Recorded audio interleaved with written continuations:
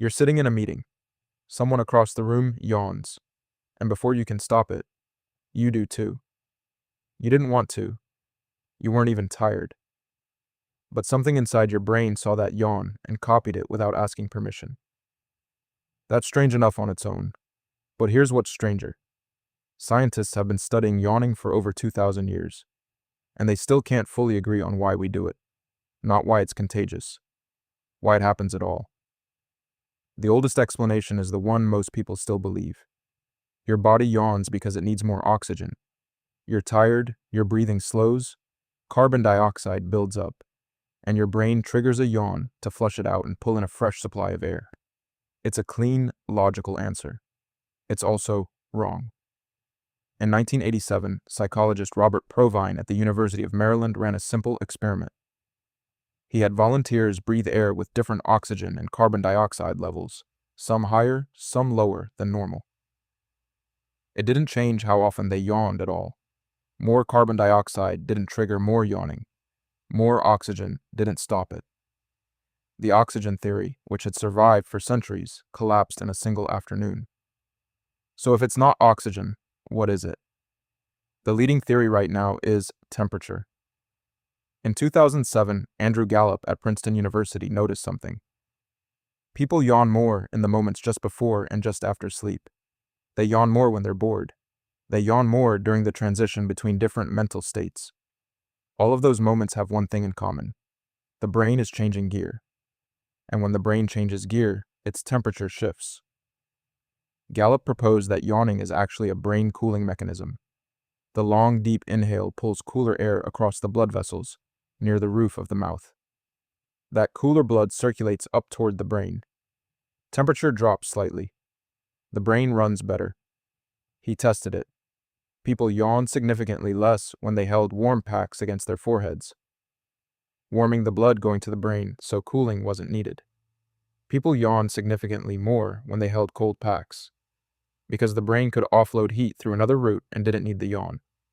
It wasn't a perfect study, but it was the most compelling evidence anyone had produced in 2,000 years of trying. But that still doesn't explain the contagious part. Why does seeing someone yawn make you yawn? Why does reading about yawning make you yawn? Why does even thinking about yawning make you yawn right now? The answer involves something called mirror neurons. Mirror neurons are brain cells that fire both when you perform an action and when you watch someone else perform the same action. They're the reason you flinch when you watch someone get hurt. The reason you smile back automatically when someone smiles at you. And researchers believe they're part of why yawning spreads. When you see a yawn, the part of your brain that would produce a yawn activates. In most cases, you suppress it. But sometimes, when you're tired or distracted, or your brain is already running low on resources, the suppression fails. And out it comes. Contagious yawning isn't random. It's linked to empathy. In 2011, researcher Molly Anderson at Baylor University found that children with autism spectrum disorder, who often process social cues differently, are significantly less susceptible to contagious yawning than neurotypical children. People who score higher on empathy tests catch yawns more easily than people who score lower. Blind people, who can't see others yawning, still catch yawns when they hear them on audio recordings. Even dogs catch yawns from their owners, but not from strangers. Something about social connection, about being attuned to the people around you, makes your brain more likely to copy their yawn without asking you first. And there's one more thing nobody talks about. Yawning starts before you're born.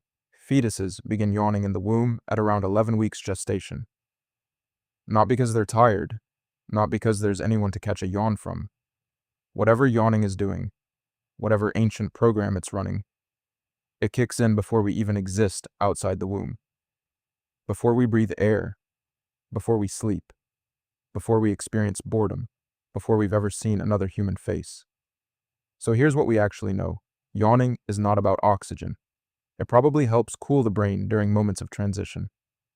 It spreads through a social mirroring system that's linked to empathy.